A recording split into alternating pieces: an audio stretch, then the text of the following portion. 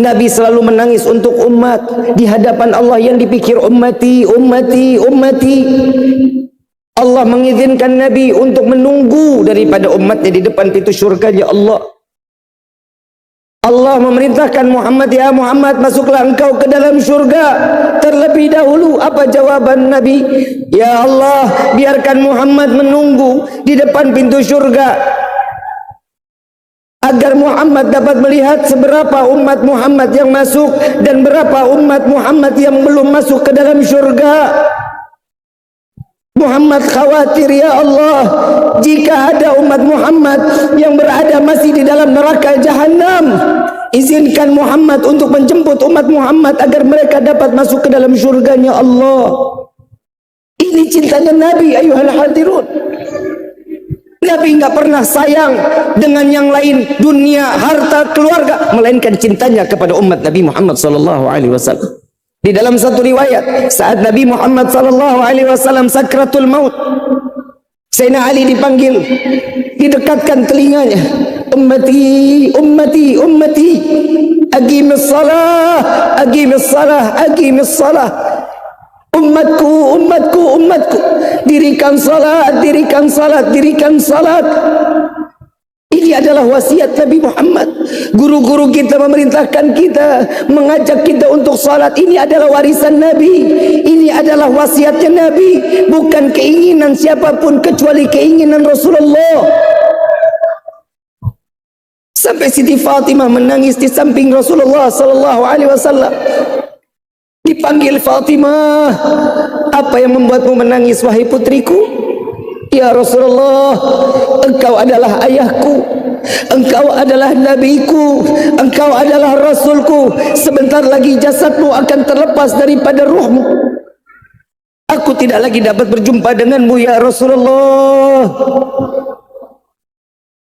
Dekatkan telingamu wahai putriku.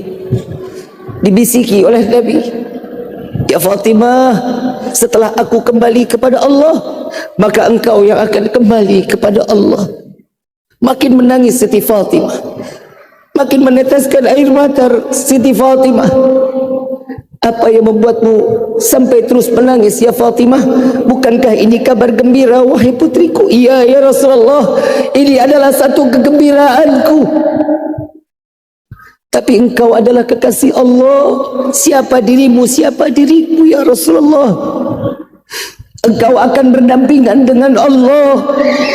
Engkau akan berdekatan dengan Allah. Di mana dapat aku berjumpa dengan dirimu ya Rasulullah?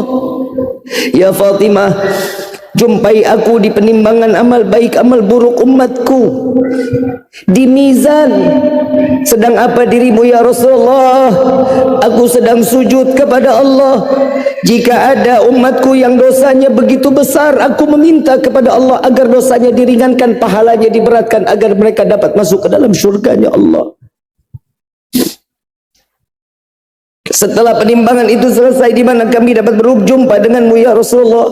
Jumpai aku di jembatan Kautsar, di jembatan Sirat. Sedang apa dirimu ya Rasulullah? Aku sedang menggenggam tangan umatku agar mereka tidak terjerumus masuk ke dalam neraka jahanam. Sirat kami telah lewati, di mana kami dapat berjumpa denganmu. Jumpai aku di depan pintu syurga ya Fatimah. Sedang apa dirimu ya Rasulullah? Aku sedang menunggu seluruh umatku agar mereka masuk ke dalam syurga. Jika satu yang tertinggal di dalam neraka, Muhammad akan turun ke dalam neraka jahanam, menggenggam tangannya untuk masuk sampai ke dalam syurganya Allah.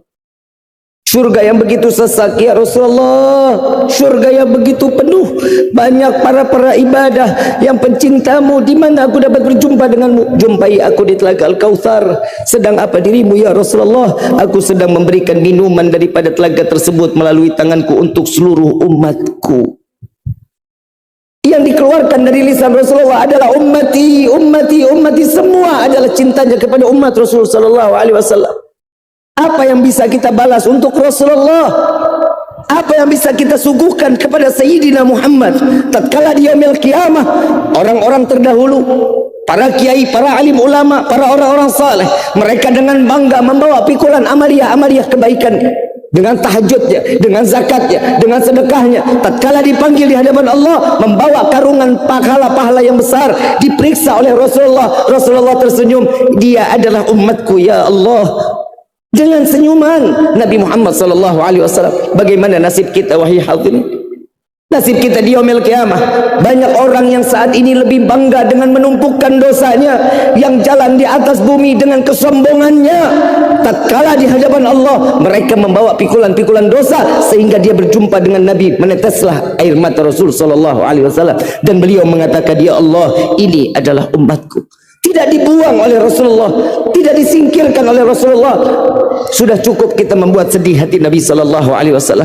Sudah cukup kita meneteskan air mata Nabi sallallahu alaihi wasallam. Jika dahulu Nabi meneteskan air mata, Nabi sakit, Nabi selalu dianiaya, dilempari kotoran, dilempari batu sampai rahangnya pecah, sampai rahangnya terputus, sampai pipinya tertembus, sampai alisnya terseret daripada anak panah. Semua beliau bela untuk siapa? Untuk umat Nabi Muhammad sallallahu alaihi wasallam. Yang di saat ini banyak umat yang sekarang menumpukkan dosa dan melemparkan dosa tersebut ke wajah Nabi Muhammad sallallahu alaihi wasallam. Tubna ilallah, mohon ampun kita kepada Allah. Mudah-mudahan di malam ini